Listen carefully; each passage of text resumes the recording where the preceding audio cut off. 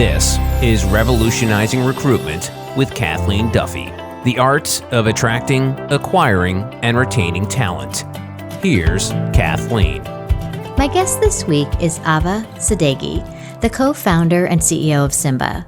Symba is on a mission to level the playing field for job seekers by removing entry barriers to the workforce and supporting programs designed to close opportunity gaps for underserved populations. Her brief but very impressive career includes a civil rights fellowship with the late Congressman John Lewis and being named to Forbes 30 Under 30 in enterprise technology. Ahva, welcome to the podcast. Hello, Kathleen. Thank you so much for having me here. Well, it's great to have you. So you have this amazing background and your internships are remarkable. In addition to the many memberships and the activities that you participated in when you were an undergraduate. As you were going through all of those things, and then even as you started pursuing your graduate studies over at the London School of Economics, what was the original career goal for you at that time? Yes, well, thank you for asking, because it is quite a shift from where I'm at today. My family, they're a family of physicians, and I was first generation in the United States to go to school and pursue my studies here. And it was really exciting because, they wanted me to pursue something that they knew, which was medicine, which was engineering. They thought maybe law would be kind of a little steering off the path. And so when I went to Iran for the first time, I was 13 years old, and I became very fascinated by human rights and economics. And that was when I decided that I didn't want to become a doctor, and I became really passionate about economics and political science, and that's actually what I pursued. Fortunately, I was able to do a remote internship at State Department within the Human Rights Bureau. So that's where I got really excited about remote work and remote internships. But my path forward, I thought I would be a diplomat. I saw myself working in the UN, and that's what I originally had aspired to do. Interesting. So I have been to England. I've done the bus tour there, and they take you by the London School of Economics, and they always talk about, one of their famous past students, Mick Jagger. So I'm anticipating that next time I go on that tour, I'll be hearing your name as opposed to Mick Jagger. So, well, I don't know about that, but that would be incredibly flattering. But I appreciate you saying that. That's funny. So tell us a little bit more about this passion for the social entrepreneurship. Absolutely. And Kathleen, at the beginning, you mentioned that I had the opportunity to be a fellow with late Congressman John Lewis. And it was actually in that office where I started working on the idea behind Symba. They had about 30 fellows, and I was one of a few who represented the United States. And we all were tasked with creating a social impact project that addressed diversity in our respective countries and access to opportunities. And so I thought back to my own experience doing a remote internship and thinking about how that enabled me to transcend some of the financial and geographic boundaries to give access to students. So when I started working on Symba, I was the first for-profit social impact project that came out of that opportunity. The goal was, how do we create more access to experiential learning? Because that's the single most important factor to landing a job after college. However, at the time, over 10 years ago, many of them were unpaid, and many of them were in metropolitan cities like New York, DC, San Francisco. So we wanted to try to work to change that narrative. So it's interesting because when I think about most people your age and you're getting ready to go on to your first job, your career, remote working is not really where you want to go. People are looking to have that nice office, to wear the nice suits, to have the business card, all of that.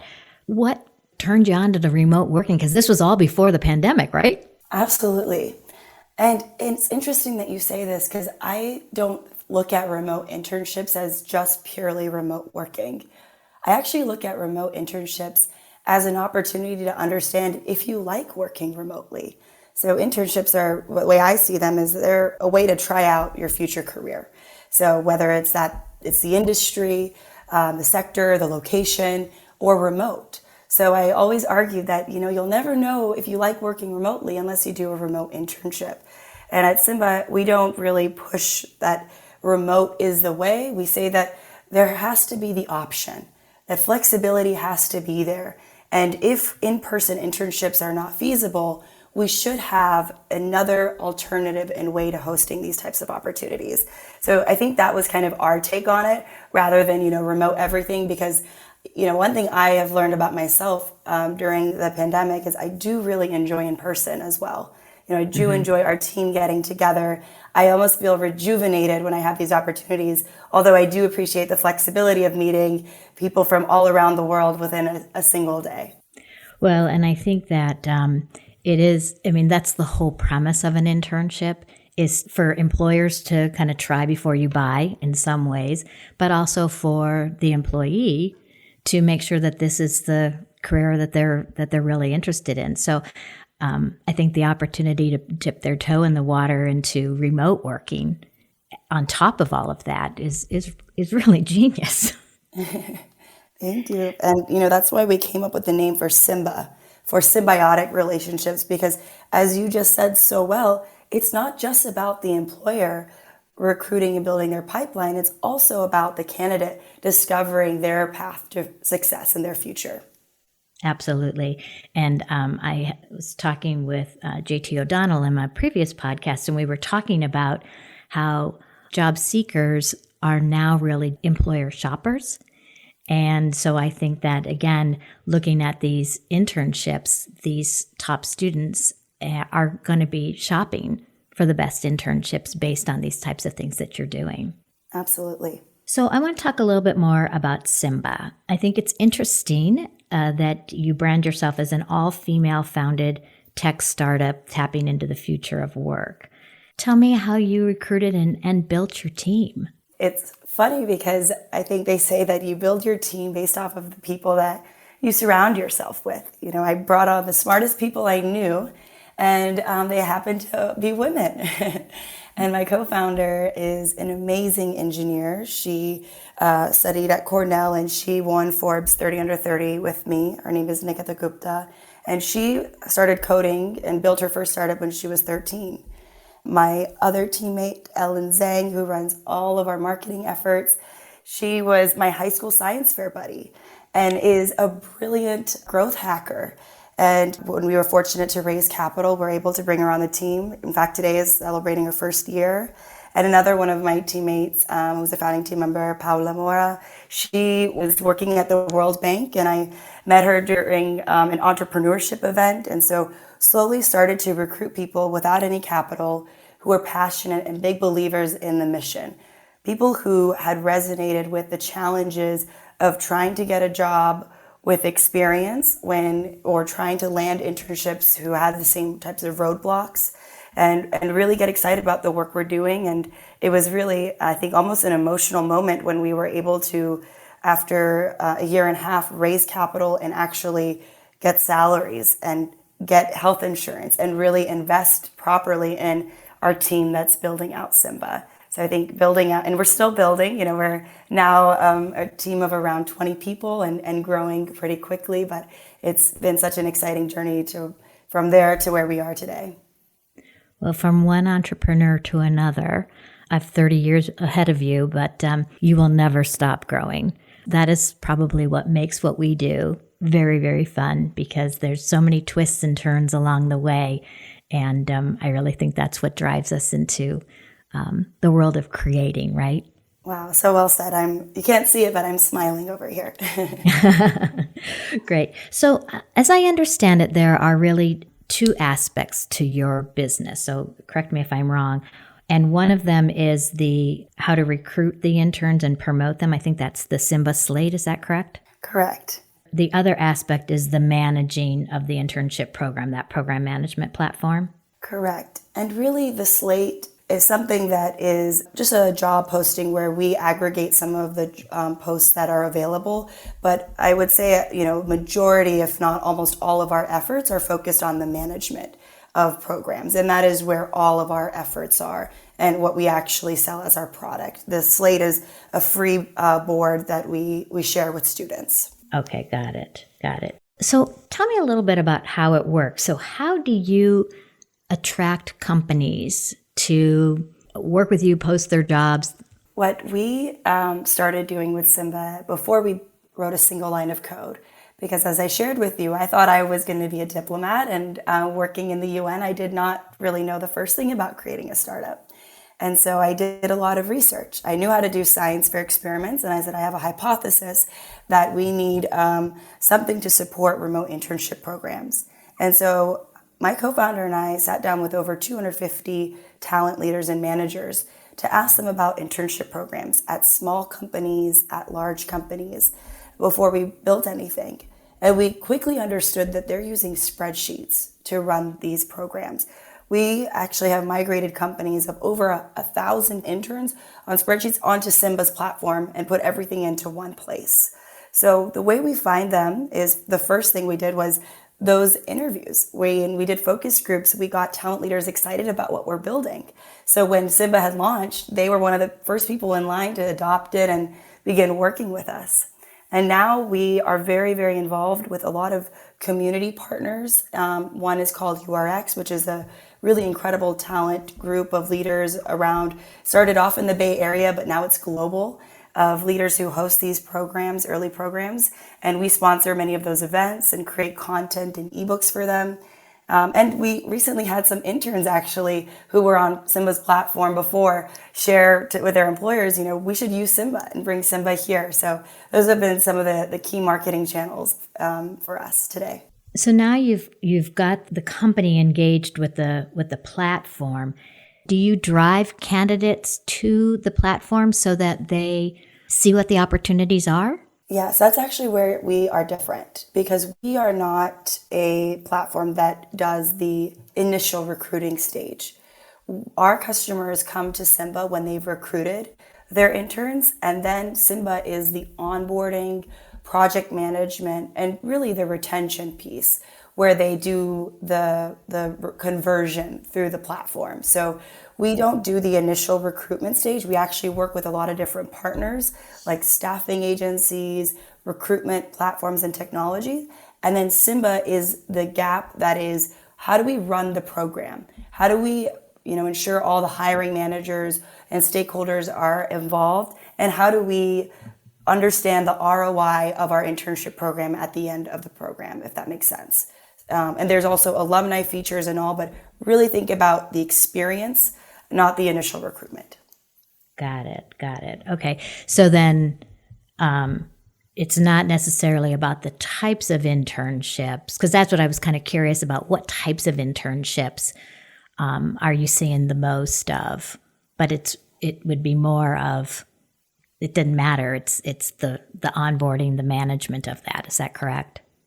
Yes, but we do see certain types of interns that would, yield better and enjoy the opportunity on Symba, because we've understood that manufacturing or medical or, some of the chemistry kind of interns, they need to be in person and they need to be, pretty hands-on.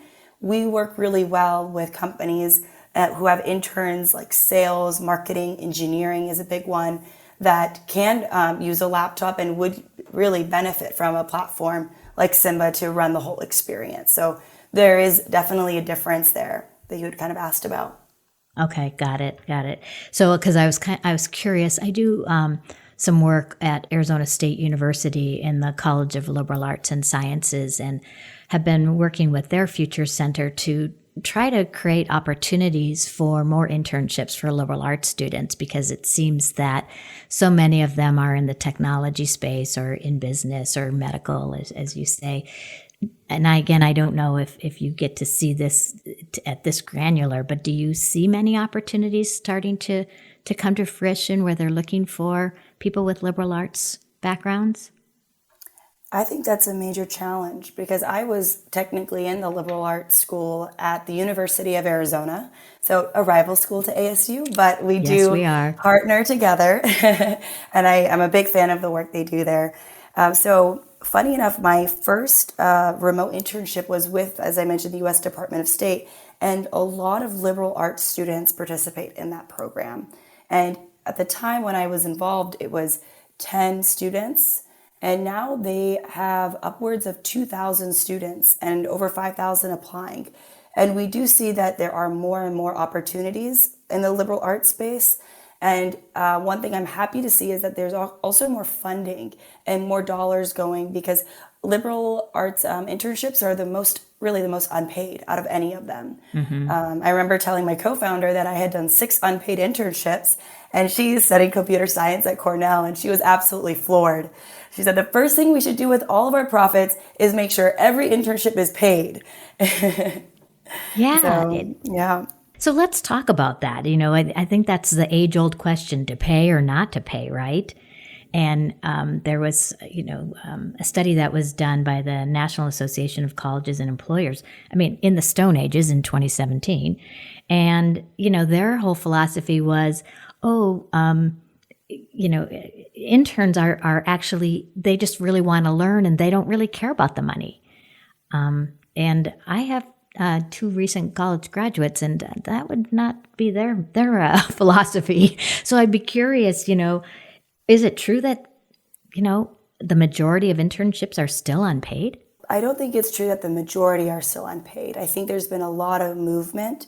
We've actually partnered with a nonprofit and one of my good friends, Carlos Vera, who runs Pay Our Interns. And we did a whole campaign around Save Internships, because a lot of students were actually relying on the money from their internship programs in the summer. But I do think that a lot has changed, even in the government too. They've run massive campaigns to make sure that federal internships are paid. So I think that I would not say that the majority are unpaid anymore. A lot of it is changing, and it's really great, because if a company is not paying their intern, what makes that intern think that they have job security and a future there? And then you have to think about, if an internship is unpaid, who has access to pay to work for someone, really? Because you have to pay for your relocation if it's in a new city, and you have to pay for your living. So, it does definitely skew the audience of talent that's able to participate in these opportunities. So if we think about what's going on in a more macro, with this great resignation, right? And employees are caring about culture, they're caring about the flexibility, obviously, the benefits that come along with that, and the pay. What are some of the things that you're seeing that interns are most, that's really critical to them, that gets them to say yes to the opportunity? There are, this is a great question, and there are a lot of different surveys that I've read, and I think this next generation really does care about the brand. And we've talked about this. I know that it has been really important for, the next generation, saying that we want to work for an employer who cares about diversity, equity, inclusion, that invests in their talent and their career growth, and also that is well known, because it does feel fun to say, I work for a company that I know the name and people know where I'm working. There's an element of excitement and appeal there as well. So I do think that has been very, very important for interns as they accept an opportunity. And I'll give you some examples of our customers and what they're doing. So Robinhood, because things went remote, they brought in an Olympian to do a workout class all on Zoom. And then they had, another cooking class where they brought in a Michelin star chef to teach the interns how to cook. Chewy, one of our other customers, sent oil paintings of all of the interns with their furry friends to their home as part of an onboarding gift. So we've seen them really get creative and think a little bit more about branding and how do we really get our interns to be excited about their roles. We do see, benefits, pay, as well being top of mind. And then I would say one other piece is flexibility. So knowing that if I wanted to go remote for a week, I could. If I wanted to live somewhere else, I could. So just having that option and opportunity in the future is also something that we've seen resonate with the next generation too. That's great. Thanks for sharing that. Well, hang on, Ahva. We have to stop here. But coming up in the second part of my conversation with Ahva Sadeghi, the co-founder and CEO of Symba, Ahva talks about the impact of mentorship programs. I do think mentorship is really powerful. I think the research shows how impactful mentorship is for keeping talent within your organization. And so I think we're seeing a lot more organizations have programs where each intern has a hiring manager and a mentor. This has been Revolutionizing Recruitment with Kathleen Duffy. To connect with Kathleen or to learn more about recruitment research, go to duffygroup.com.